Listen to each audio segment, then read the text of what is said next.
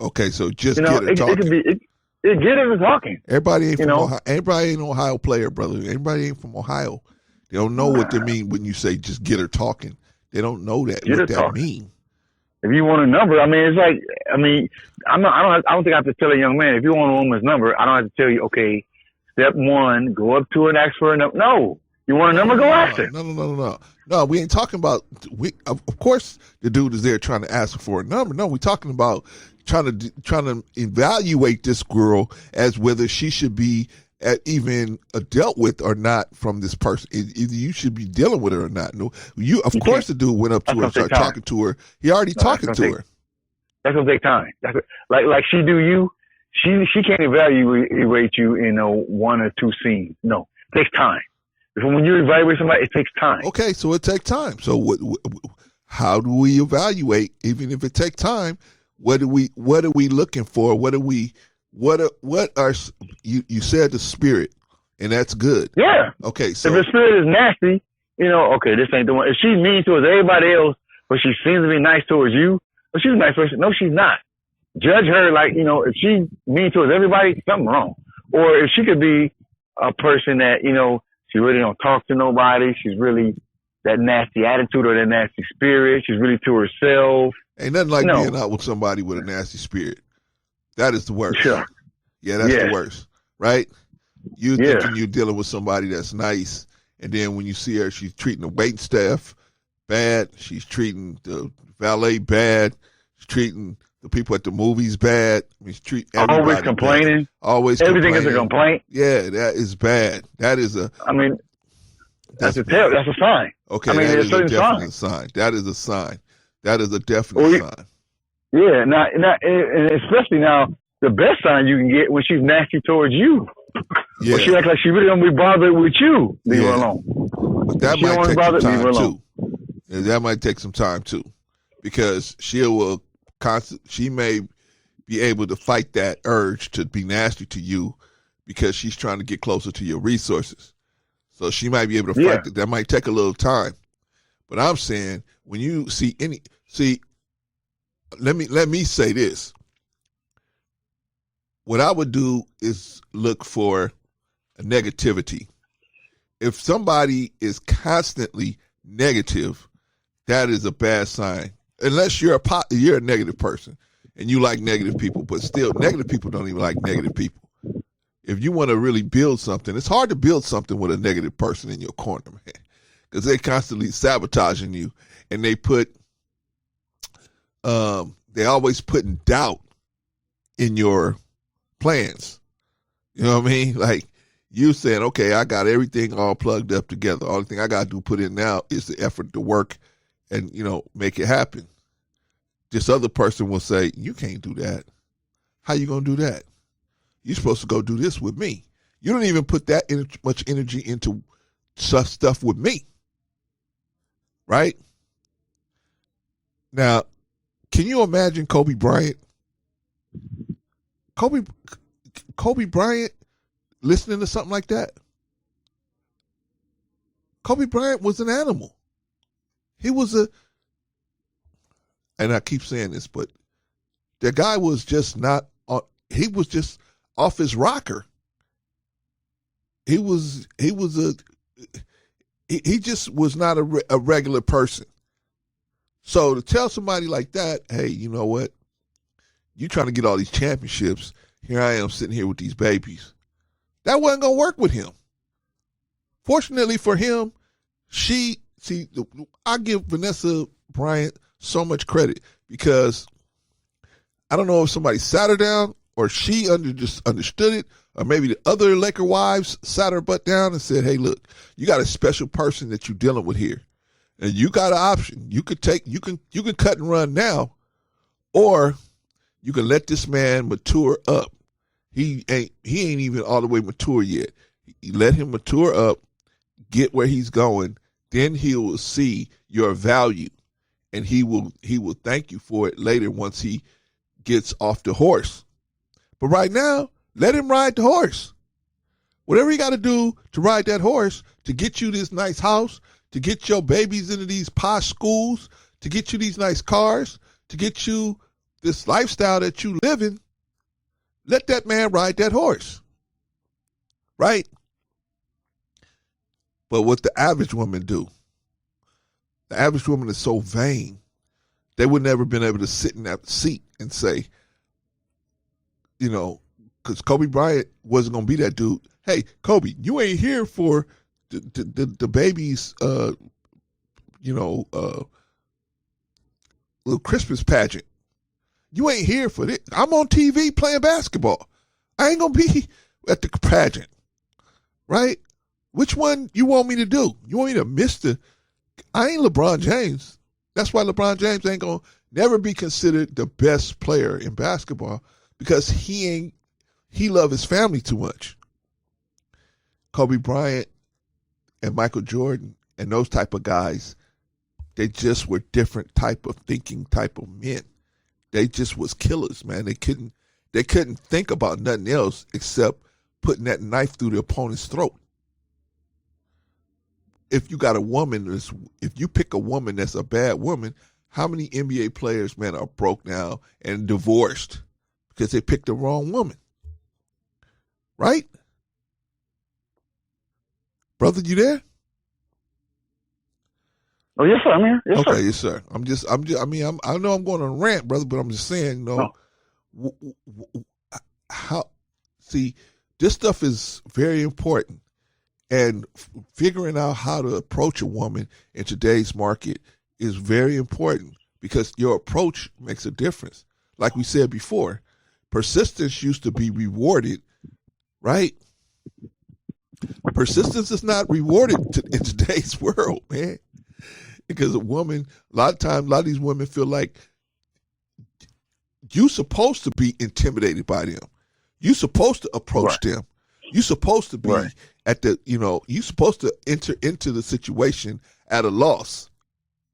Right? Right. In any other situation, that would make no sense, right? Right. Real estate man came to you and said, hey, this building is for sale for $100,000. Nobody would come in and say, oh, that's what they want, $100,000. I'm going to give them $150 just so I could have the building. The brother saying, you don't have to give $150. Just give $100. Right. No. I'm going to give the $150 because I want to be able to get to the building. But you don't have to do that to get to the building. You can get to the building, just give me the $100. Right. Nobody would do, any other place that would make no sense. Right. Right? That would make absolutely no sense. Any other, hey, you go to the grocery store, that would be $300. I'm going to give you guys $400. No, sir. We 300 is what you owe. Yeah, that's what you owe. No. I'm gonna give you $400 because, I appreciate the fact that you did all this work and put these groceries in. You got it off the containers and you put it on the shelves and did all that stuff. I'm gonna give you $400. Right. The people now, after a while, the people gonna take it and they can put that $100 in their pocket. Whoever's taking that money. Right. But I'm saying, you don't have to do that. It don't make no sense. Right. But, Brother Jarvis, when we come to being with women, that's when we start doing stupid shit. We just start doing stupid shit. Right?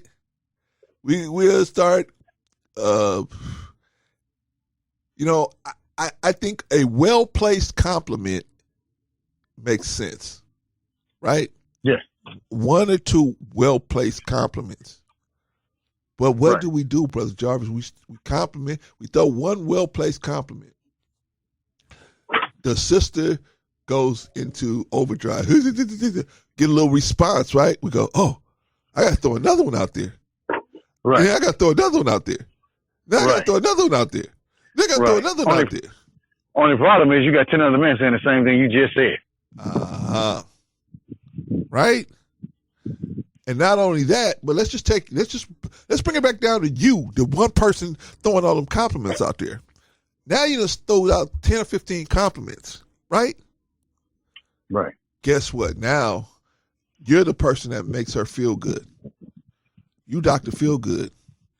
I'm Dr. Feel Good. You got your chest out like you Dr. Feel Good, like, hey, I could make this girl feel good because I could.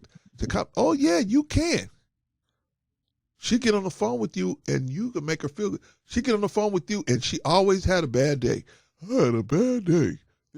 She only get on the phone with you when she got problems. Right?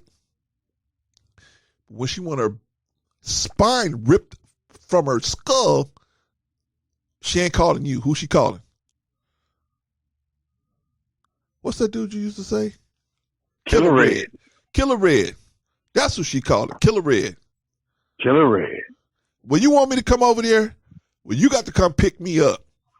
And I'm hungry. Yeah. And I'm hungry. Yeah. And I need a new PlayStation game. So if you want me to do that, put in that kind of work on you, this is what you got to do for me. You so crazy.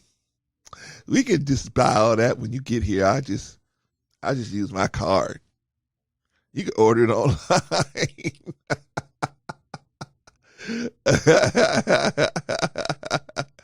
Right? So here you are. Man, I got it made, man. What you mean, man? Man, Shanae, man, she just, man, every time I'm her Dr. Feelgood. That's what she called me, man, Dr. Feelgood. And man, so have you got anything yet? Well, no. How long you been talking to this girl? Couple months. But why? What's happening? Because I know. I mean, we creating a bond. Meanwhile, Killer Red is knocking and blowing her back out. You stupid enough to believe that. Grabbing her by the neck and scraping up the headboard with her, right? And she like, oh, he's got problems. I got problems. But every time she calls me, she got a problem. Yep. Killer Red, she ain't got no problems. Her only problem is I can't get to your house fast enough. Right. But my point is this, man. We going out like suckers, man. We going out like suckers, and we need to learn how to evaluate this. See, like if you evaluated this situation properly, you would have said, okay, I could see. Put it like this: for every compliment you given out, I would say for a woman, for every 2 compliments you give a woman, you should at least be getting 1 back. If that's not the ratio that you're dealing with, you should say to yourself, something's wrong here. Right? She should be work hard, even if you are out of shape and not that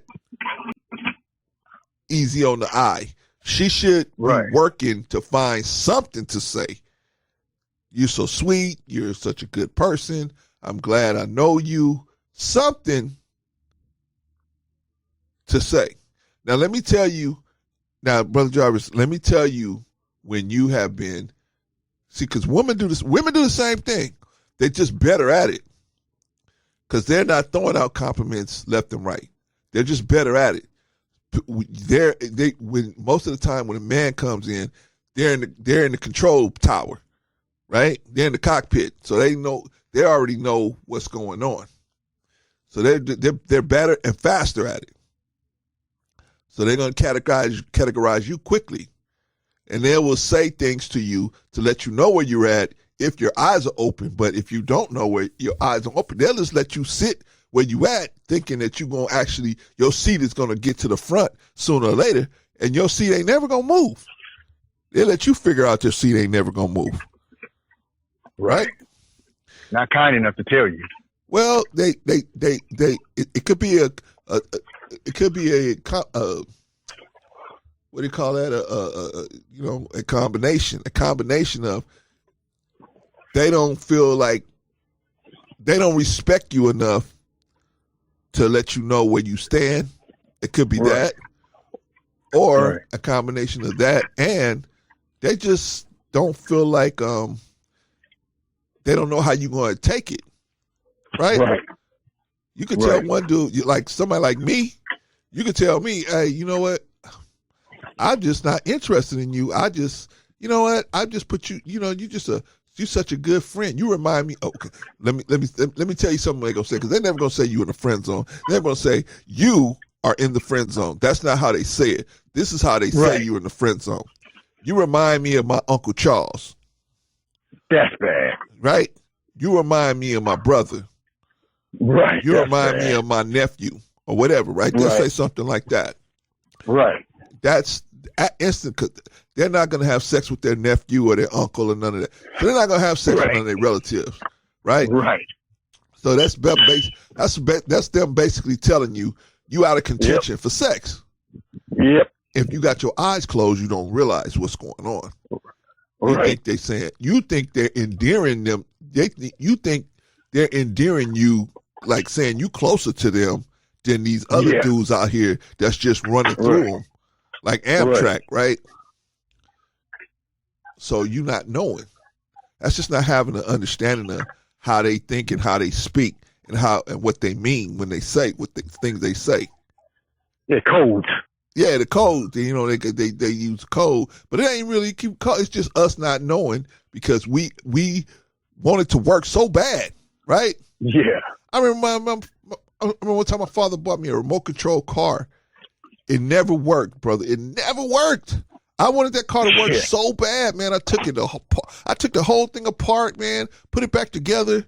I didn't even know what I was doing, man. But I tried to make it work, man. It never worked.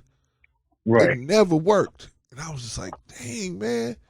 I wanted that car to work. Yeah, I wanted to know why, but my father was like, F that car, man. Get it. Yeah. Ain't even worth doing all that for. Man, I ain't taking it back. I ain't taking it back. Get on out and go play. Go play. That's it.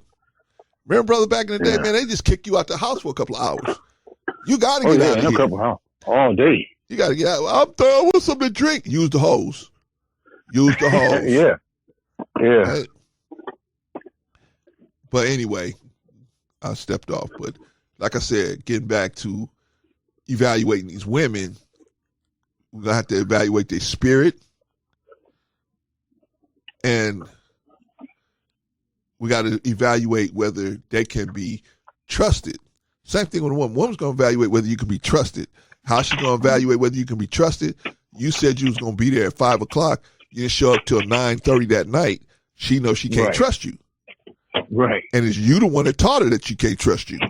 Because you taught her. You didn't show up and you didn't even call and say, I ain't going to make it. And, don't look for me at this time because I got held up with A, B, or C. So you just didn't show up until later, right? So she knows she can't trust you. So what does she do? She don't show. She feel like, hey, you don't respect her time. She won't respect yours. Right. I'll be there in 10 minutes. Oh, well, I didn't know you was gonna be here, so I ain't really ready because I didn't know if you was gonna come.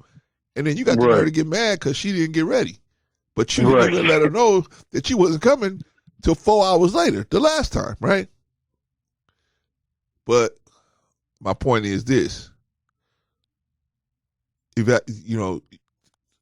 first we got to look at how she treats the people.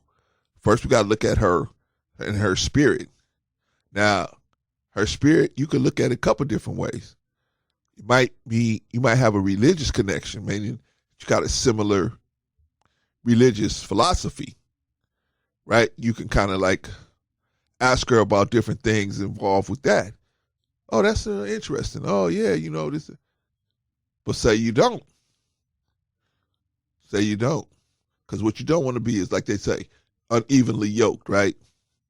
But see, that's me. I would like a person that's positive around me. I don't want negative people around me.